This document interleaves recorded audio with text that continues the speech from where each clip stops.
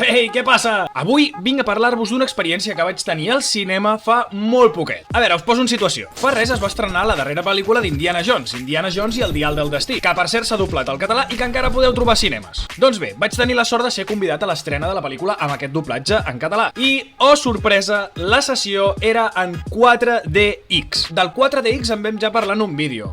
Resum ràpid, és això que es mou la cadira, tiren aigua, etc. De fet, la definició oficial és: el 4DX és un format de cinema 4D que permet afegir a les pel·lícules diversos efectes pràctics com seients en moviment, vent, llums estroboscòpiques, neu simulada i aromes. En resum, efectes sensorials. Mireu, aquí ho veureu millor, que he trobat aquest vídeo que ho explica superbé, mireu.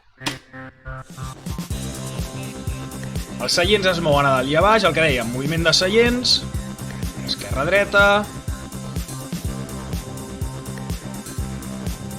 Jo això no ho vaig notar gaire, cosquillo en els peus, vibració sí, també et dona com cops a l'esquena, etc. Que estàs una mica com en una atracció, no? Et tiren aire i aigua, que això en el seient ho pots treure, però hi havia moments que... Bueno, ara us explico l'experiència. Olors jo no ho vaig notar gaire, la veritat. Això no sé per què, crec recordar que no va sortir, però potser sí. Això sí que ho vaig veure. Vam experimentar. I el vent. És que hi havia moments... Bueno, ja esteu veient més o menys per on va la cosa, No sé si... Això està guapo.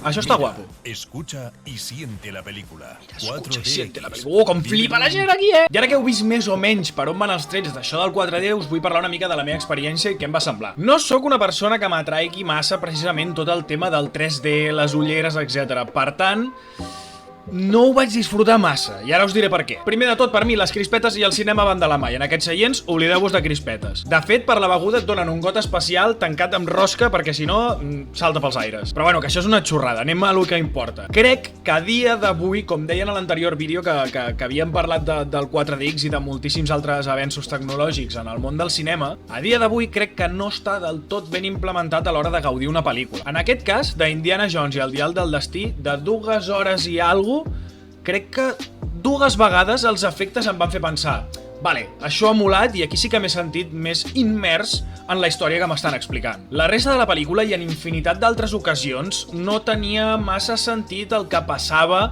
amb les cadires, etc., amb el que estàvem veient. M'explico. En un moment donat, algú pica a la porta de casa de l'Indiana Jones. Un pla que tu estàs veient davant teu, una mà picant una porta, senzillament. Doncs el seient et donava com una mena de cop aquí al mig de l'esquena. Quin sentit té això? Quina mena d'experiència més immersiva és que em donguin un cop a l'esquena quan a la pantalla estic veient una mà picant una porta? Una altra de les coses que em va molestar bastant és que, per exemple, quan això ho vius amb una atracció que dura, doncs, jo què sé, 15 minuts, 20 minuts molt estirat, ok, no és massa estona, però 2 hores i pico d'anar-te movent, etc., s'acaba fent pesat. I una altra cosa que vull relacionar també amb el tema de per què funcionen les atraccions i amb el cinema, per mi no funciona, és que el que tu estàs veient, la projecció que tu estàs veient en una atracció està 100% pensada perquè també engalzi bé amb tot el que estàs vivint com a efectes sensorials. En canvi, en la pel·lícula no. És a dir, tu no pots agafar l'última pel·lícula d'Indiana Jones i fer-la 100% que vagi acorde amb el que després serà el 4DX, perquè al final aquesta pel·lícula es projectarà en sales de 2D normal, acabarà a les plataformes i tu des de casa, doncs el teu sofà no es mou ni et tira aigua, com a molt grinyola, si és vell. I crec que a pesar de no ser del tot mala idea, perquè com us comento sí que hi va haver un parell de momentets que vaig dir: vale, això ha molat. Ara que ja he tingut l'experiència, reafirmo la meva idea de que crec que encara no està ben implementat amb el cinema. I una altra cosa és que anar amb una camisa d'aquestes, doncs perquè és estiu i fa calor, i em anaven tirant aigua i vent, i va haver un moment que dic: és que m'estic pelant de fred. I repeteixo, tot això sense crispetes. Vull deixar molt clar que això és una opinió personal i d'una experiència personal. Molaria moltíssim que deixéssiu a comentaris si ho heu provat mai, si heu vist ara aquest vídeo i dieu: ostres, m'agradaria provar-ho, si us agrada, si no us agrada. Deixeu aquí comentaris i en parlem. I ja que hi som, aprofito per recomanar-vos una miqueta la pel·lícula, perquè de fet crec que s'ha fumut una bona patacada a les taquilles a nivell mundial i a mi em sap una miqueta de greu. La pel·lícula és 100% Indiana Jones. No em posaré aquí a si és la tercera, la